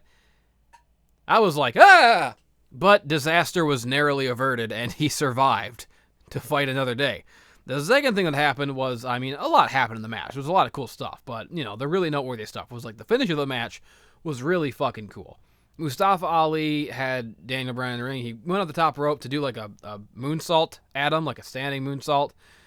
But as he was rotating in the air, another flippy thing gone horribly wrong. As he was rotating backwards for the moonsault, Daniel Bryan ran at him and jumped and intercepted him with a fucking, with a running knee in midair. So it was just like before when Shane intercepted the Uso with the, across the rope jumping kicky thingy. This was even more crazy than that.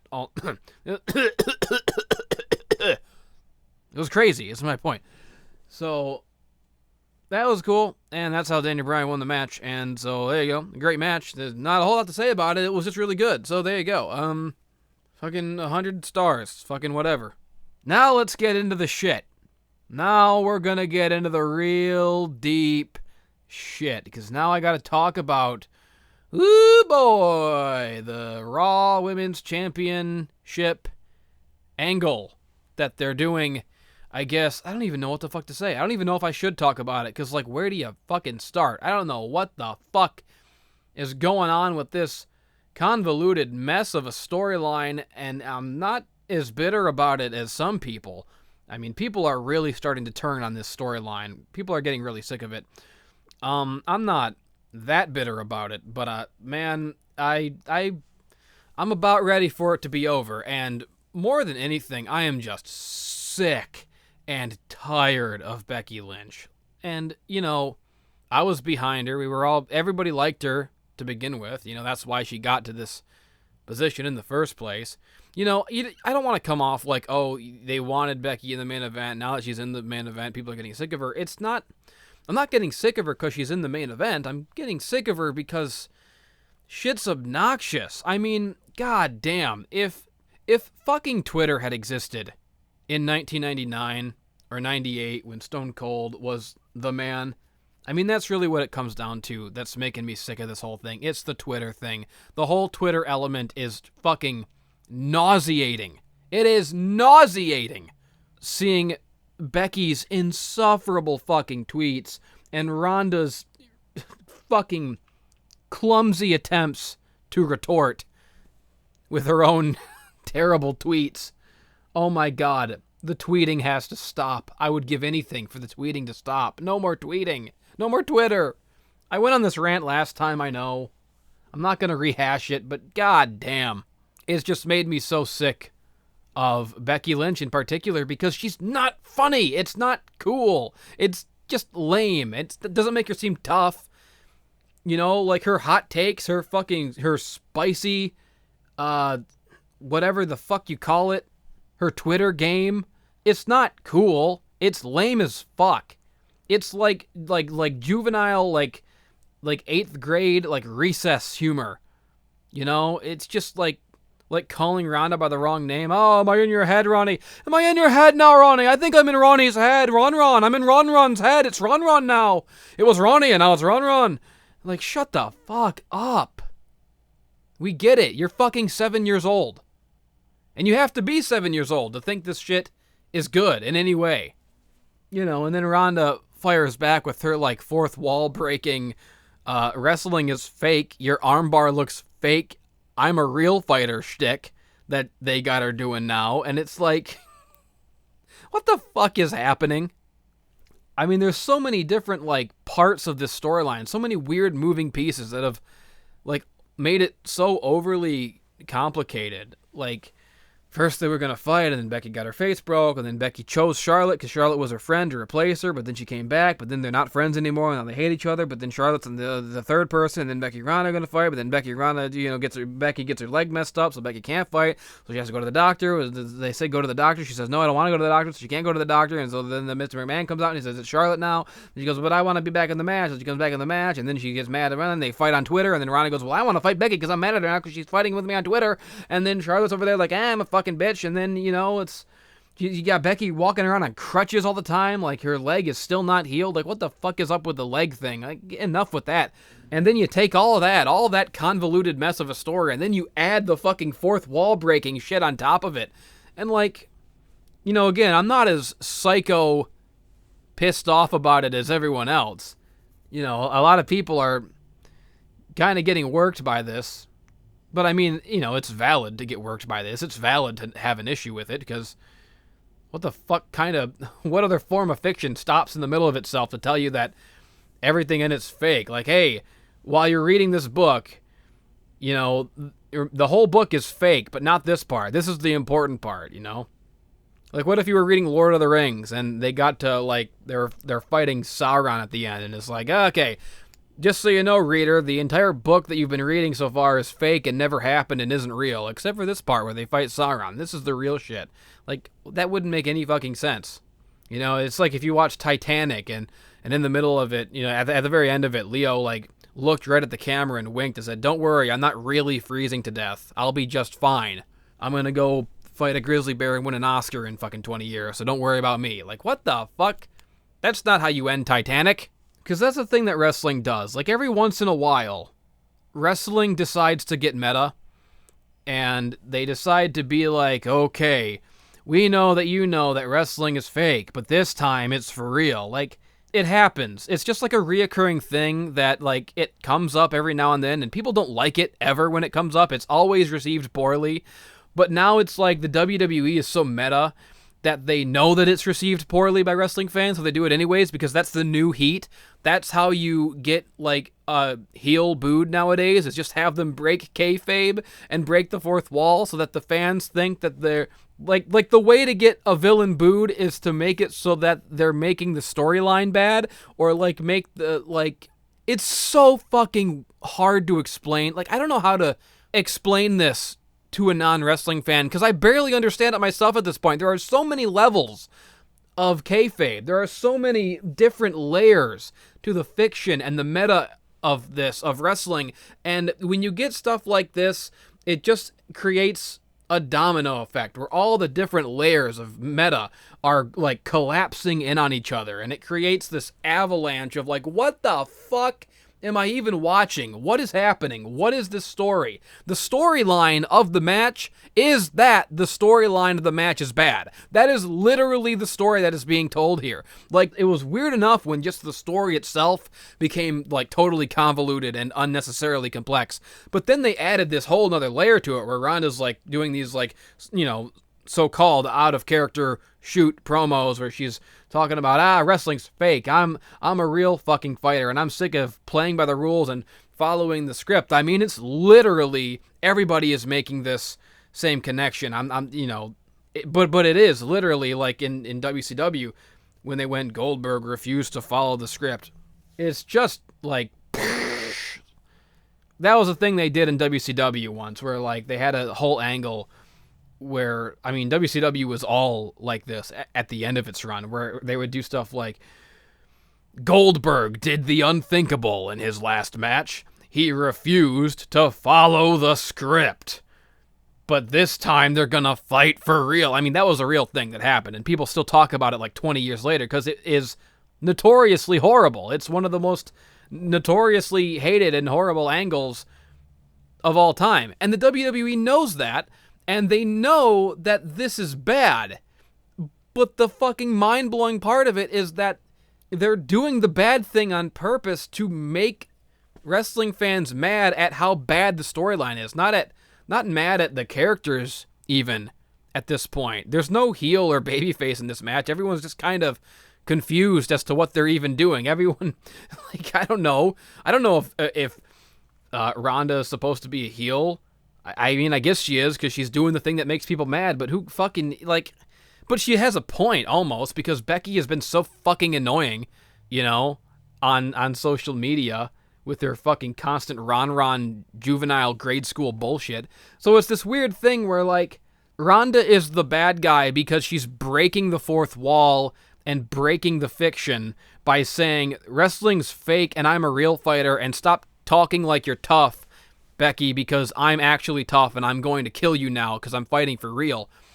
So she's the villain for saying that, but she's also completely 100% right, because wrestling is fake, and Becky is not as much of a real badass as Ronda, obviously, and Ronda could kill her by sneezing in her general direction in real life. Like, nothing, like, she has a point, but she shouldn't, because she shouldn't be saying it, because that's not how fiction works. That's not how storytelling works. You don't build fiction by telling the reader that it's not real. Like, what the fuck?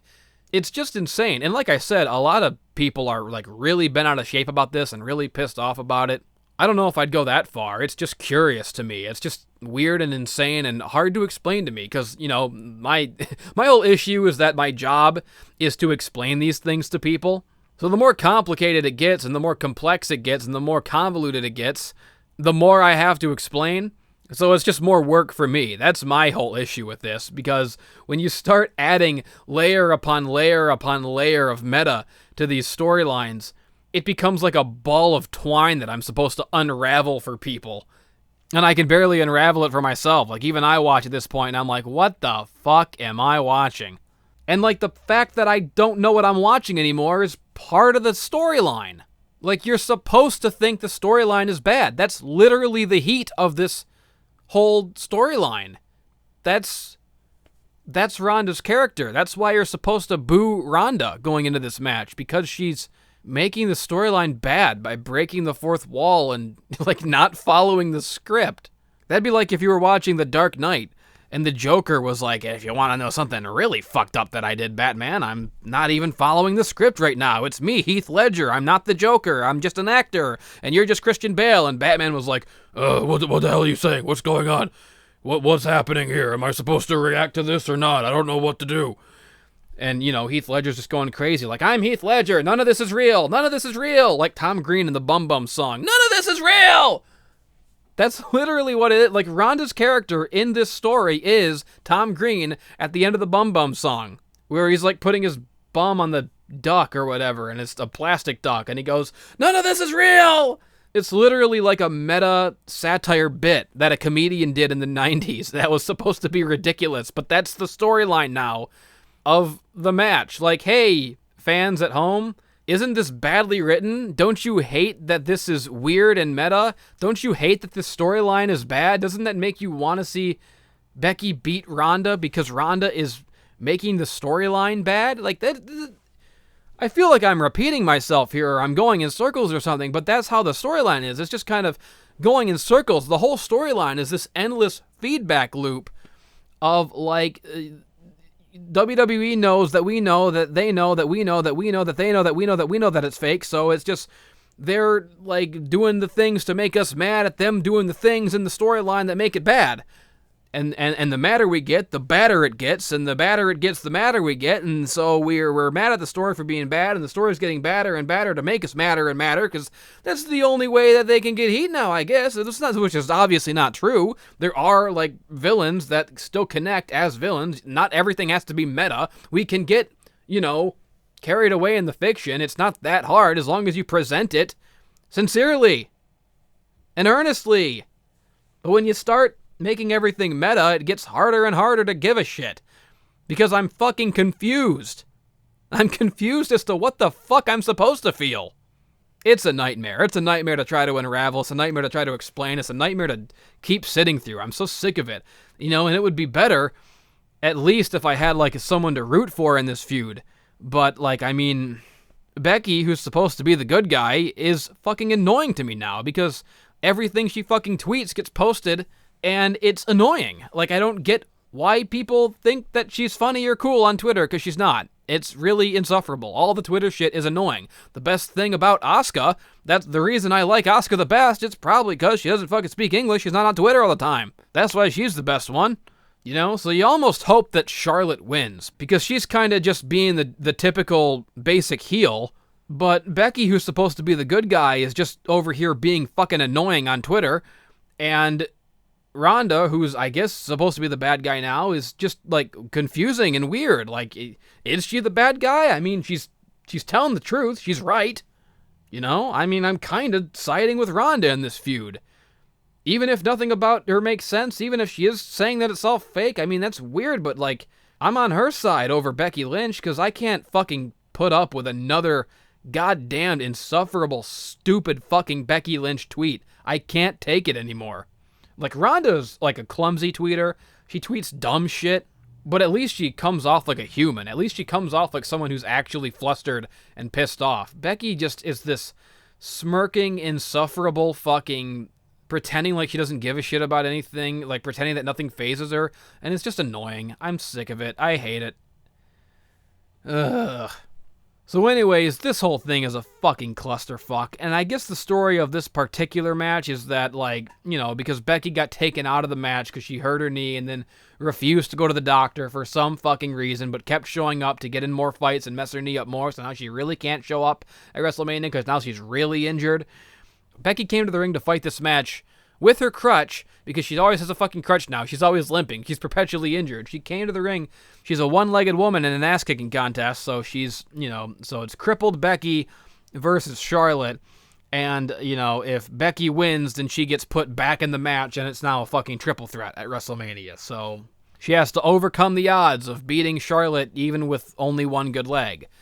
But, of course, it's not, because Ronda is so fed up and not putting up with this fake shit anymore, and she just hates Becky for real because of her tweets, which I don't blame her, because I hate Becky because of her tweets too. Ronda comes to the ring and just interferes on Charlotte's behalf, attacks Becky, like gingerly attacks Becky just to get Charlotte disqualified from interference and have Becky technically win the match, to get Becky in the match, because Ronda hates Becky so much that she wants Becky in the match so that she can beat up Becky. You see how even just, like, saying the facts of what happened in this feud is just exhausting and tiring? Even just, like, a basic rundown of the sequence of events is exhausting to get through. So, alright, whoopee, it's finally set in stone. I mean, we all knew that it was going to be this the whole time, but it's finally set in stone. It's a triple threat at WrestleMania. Ronda Rousey versus Charlotte Flair versus Becky Lynch for the fucking championship. Ooh, yay. And then finally, mercifully, it'll be over. Hopefully. Oh, and of course, Ronda points at the fucking sign at the end. That was the one part that fucking pissed me off a little bit, or gave me pause at least. Because, I mean, like, Ronda's whole thing in this feud is that this shit is fake. Now this is the real shit. I'm not playing by the fake rules anymore. I'm not doing what the company wants me to do. I'm not following the fucking script anymore. I'm gonna curse now and I'm swearing and I'm gonna fucking kill you bitches. I'm not doing what the company says. It's real shit now. This is no more fake shit. I'm not following the fucking script. But of course she still stops to point at the fucking sign.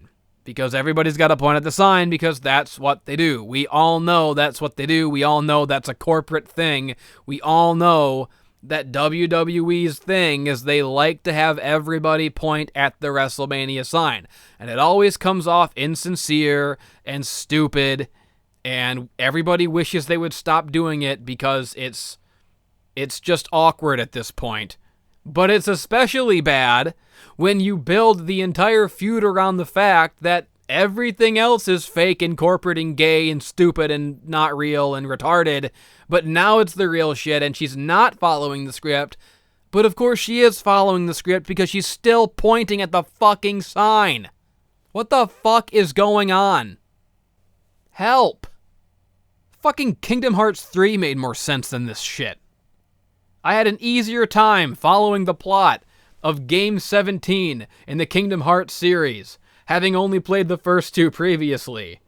A series where every character is at least 5 different characters, and none of them have any motivation or know what the fuck they want. That's the series I'm talking about, and even that made more sense than this clusterfuck of a meta storyline. I am in hell.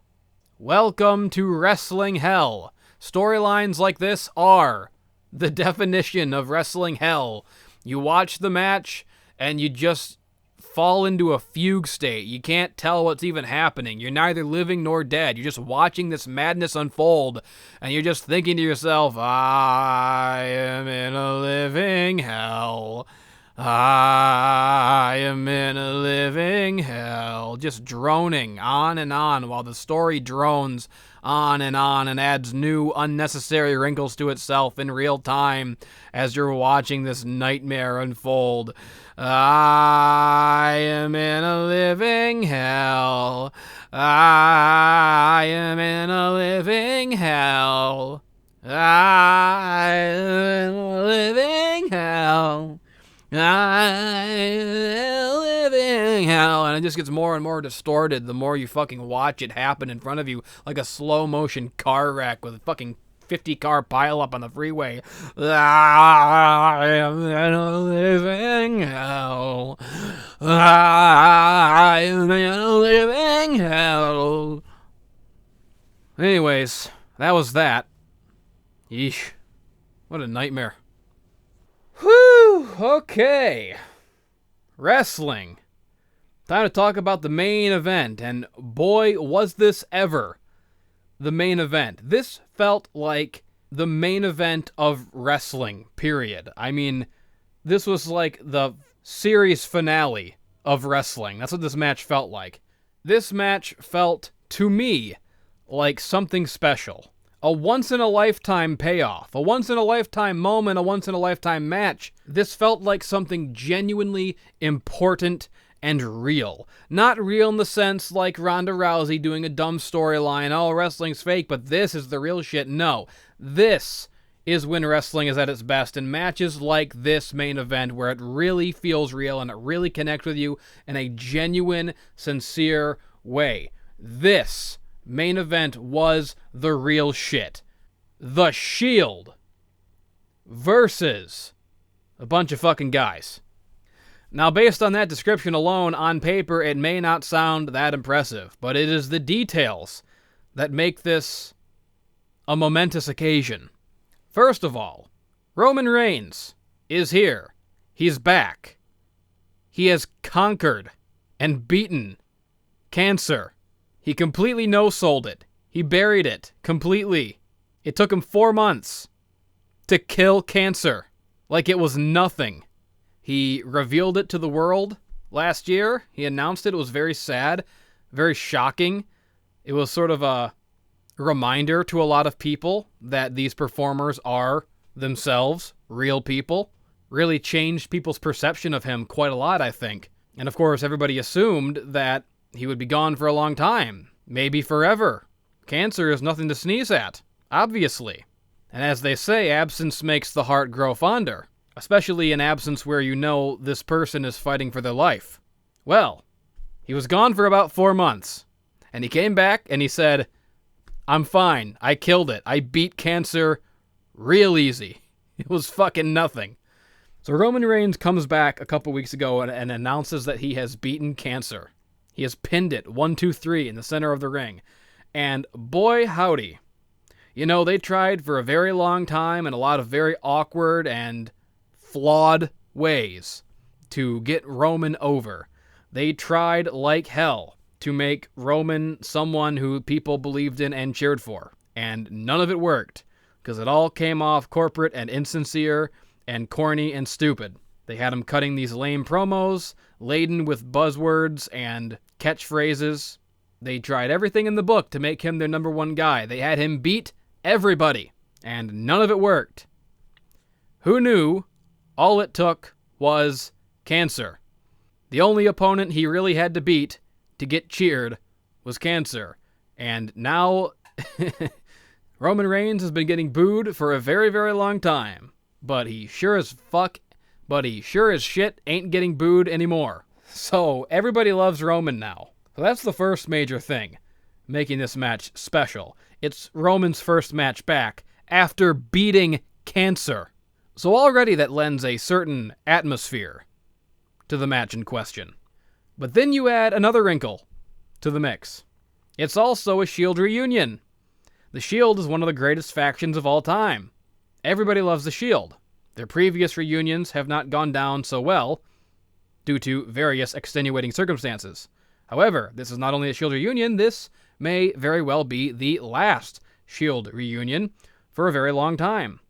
Because, and this is the other wrinkle to the real-life narrative around this match, Dean Ambrose leaving the company. It became public recently that Dean Ambrose is not re-signing his contract, or I should say, John Good is not re-signing his contract. They used his real name, and you know that's when things are serious.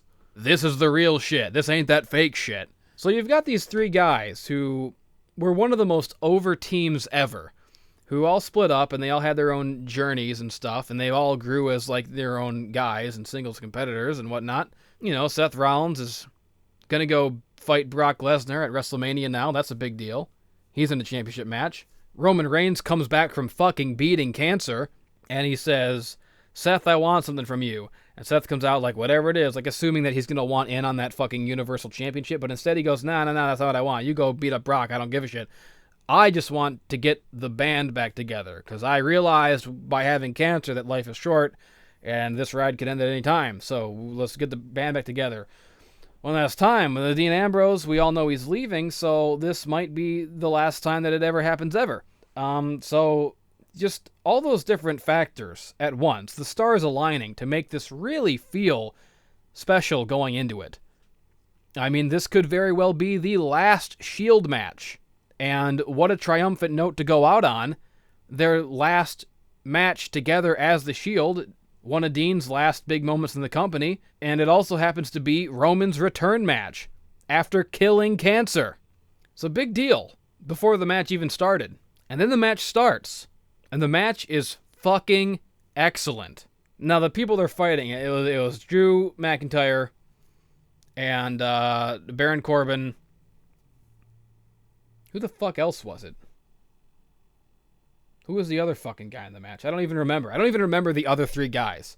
That's how unimportant they are to the grand scheme of what made this match great. And I'm not saying that they weren't good in the match. I'm not trying to downplay their wrestling, but you know what I mean. It didn't matter who the fuck the Shield was fighting. It could have been any three random guys ever. But it happened to be three upper mid-card, arguably top of the card when the need calls for it, tough-ass bad guys. Drew McIntyre, Baron Corbin, and the fucking Bobby Lashley was the third guy. So, you know, it's a team of a random thrown together team of 3 bad guys who are just together because they're bad guys. Sure. And really just together because the Shield needs someone to beat up. Sure. But at least you can say that they are all on their own, tough guys or whatever the fuck. You can buy that these 3 guys would be a match for the Shield.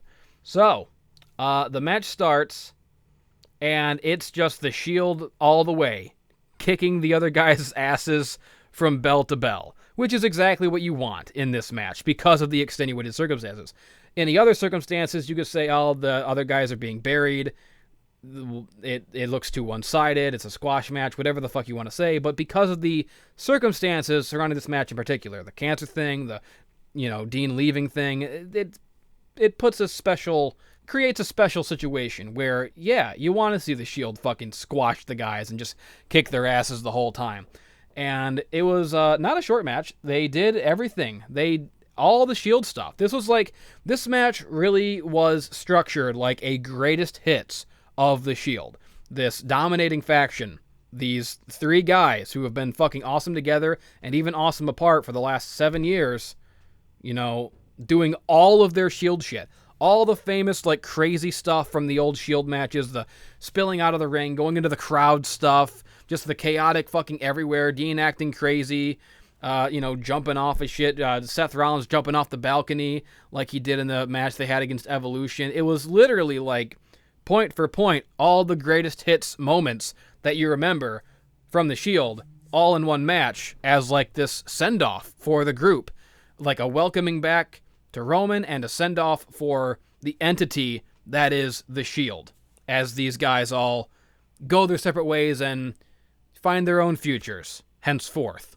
They did the triple powerbomb thing. They did the circling the ring like fucking hyenas thing that they do. It was just fucking awesome, and it felt magical. It felt like a beautiful, a good, it genuinely was a real moment. The whole match was fucking fantastic. And of course the Shield wins, and they do their Shield hand fist thing all together in the middle of the ring, knowing it'll probably be the last time. And you can tell, Dean is crying almost, and it's just the kind of thing where, if you've followed the careers of these men, as I have, if you've been here on this journey, watching the whole thing, to see this now, it's impossible to watch this now and not be affected by it emotionally. It's a very tangible thing, and it's very triumphant. And so that's the end of the Shield, presumably. Going out on the highest of high notes. Standing tall. Triumphant. The Shield. Triumphant.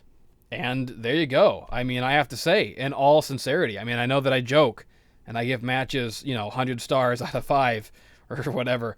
I joke, but in all sincerity, if this is not a 5-star match, then there's no such thing as a 5-star match. This was everything that you want in wrestling. This was perfection. This was a beautiful, wonderful, legitimate 5-star match. And we don't need to devalue the scale by breaking it and calling it a 6-star match or a 7-star match or a 100-star match. All that stuff is poopy, jokey bullshit. Laughing, joking, numbnuts, horse shit. It's 5 stars. It's everything that is good and cool and noble and pure about wrestling. And it was one of the best matches I have ever seen in my life. Watch this match. Even if you're just one of those people who follows me and likes to listen to my voice and doesn't know anything about wrestling and doesn't really ever watch it yourself, if you've never heard of the fucking Shield, if you've never heard of any of these guys, just watch this match. And watch it with the context of one of these guys just came back from beating cancer, and one of these other guys is gonna fight the big bad for the championship next month, and one of these guys is leaving the company and is gonna go do his own thing, I don't know if he's going to go wrestle for another company or if he's just going to go home and take a break from wrestling. Guys get burned out sometimes. You just go home and be home. Fuck it. No one knows where Dean's going. If he's going to go wrestle for some other company or if he's just going to be semi-retired for a while or if he's going to be on the indies or fucking in AEW or in fucking Impact or whatever the fuck, no one knows. He could re-sign at the very last minute. That's a possibility as well. You never know. But, yeah, just with that context. I mean, this is Roman's return match. This is Dean's fucking exit match, basically. He'll probably have other matches before he leaves, but this is, this is, as they said, and it's a corporate term that they came up with to promote the match, sure, but it's appropriate. It was the Shield's last ride, and it was very, very beautiful, and everyone should watch it. It was a classic. It was the best match. I think this was easily the best WWE match that I've seen, and I've seen all of them, since Money in the Bank 2011, the CM Punk John Cena match, which was a huge fucking deal. I feel like I can definitively say that. This is the best match since CM Punk and John Cena Money in the Bank 2011. And that was 8 years ago, wasn't it? So yeah, I talked about Meltzer earlier. I'm interested to see what he scores this match, because I think there is no way you give this anything less than 5 stars. Like I said, if this is not a 5-star match, nothing is. And that's Fastlane. And with that, we are off on the fast lane. We are off on the road to WrestleMania.